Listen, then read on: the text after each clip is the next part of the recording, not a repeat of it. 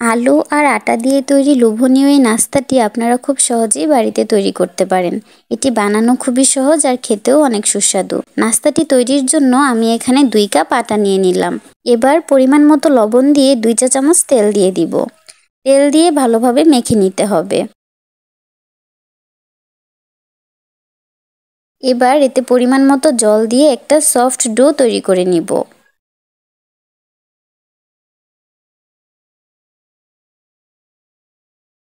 এবার এটাকে কিছুক্ষণ রেস্টে রেখে দিতে হবে।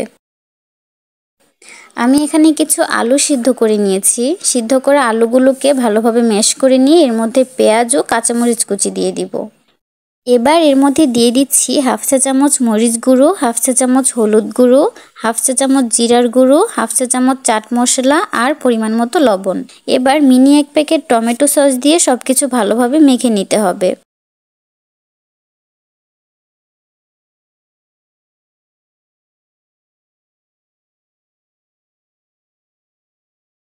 আলুর পুর তৈরি করা হয়ে গেছে। ডোটা রেস্টে রাখার কারণে আরও কিছুটা সফট হয়েছে। এবার এটাকে ভালোভাবে মথে নিতে হবে। ভালোভাবে মথে নিলে রুটি মসৃণ ও সুন্দর হয়।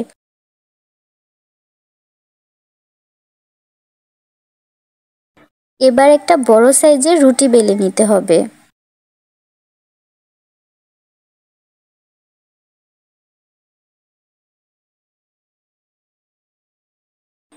রুটি বেলে নেওয়া হয়ে গেলে আলুর পুর নিয়ে রুটির মাঝখানে রেখে হাত দিয়ে আলতো করে সম্পূর্ণ রুটিতে লাগিয়ে দিতে হবে। আলুর পুরের স্তরটা খুব বেশি ভারী বা খুব বেশি পাতলা হবে না। এবার রুটির এক পাশ থেকে ভাঁজ করে সম্পূর্ণ রুটিটা গোল করে ভাঁজ করে নিতে হবে।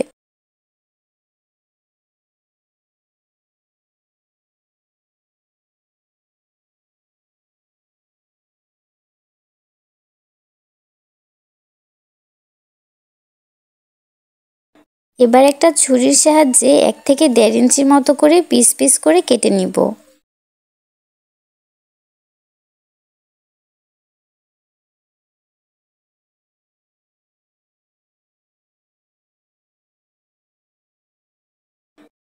পিসগুলোকে এবার আলাদা করে নিতে হবে। ভাঁজ করার সময় হাত দিয়ে চাপ দেওয়া যাবে না। আলতো করে ভাঁজ করলে পিসগুলোর শেপ অনেকটা গোল থাকবে। আমি হাত দিয়ে চেপে পিসগুলোকে আরেকটু গোল করে নিয়েছি। পিসগুলো এখন ভাজার জন্য সম্পূর্ণ রেডি।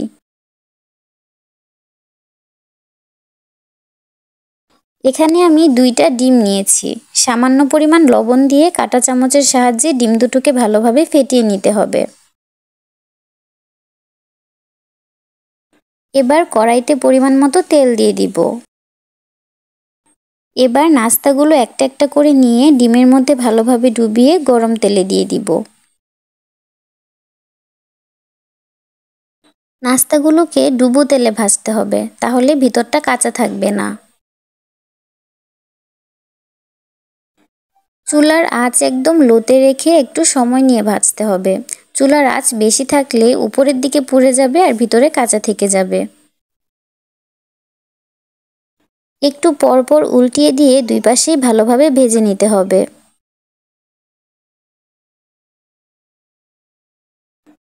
এভাবে অনেকক্ষণ ভেজে নেওয়ার পর 2 পাশেই ভালোভাবে ভাজা হয়ে গেলে এরকম ব্রাউন কালার চলে আসবে।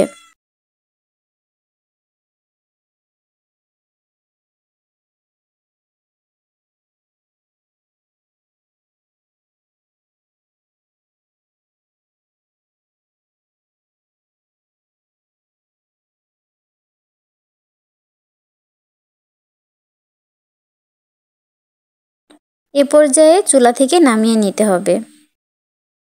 তৈরি হয়ে গেল একদম ইউনিক একটি নাস্তার আইটেম। এটা যে কতটা সুস্বাদু আপনারা একবার বানিয়ে না খেলে বুঝবেন না। সকাল অথবা বিকেলে মুখরোচক এই নাস্তাটি আপনারা খুব সহজেই বাড়িতে তৈরি করতে পারবেন।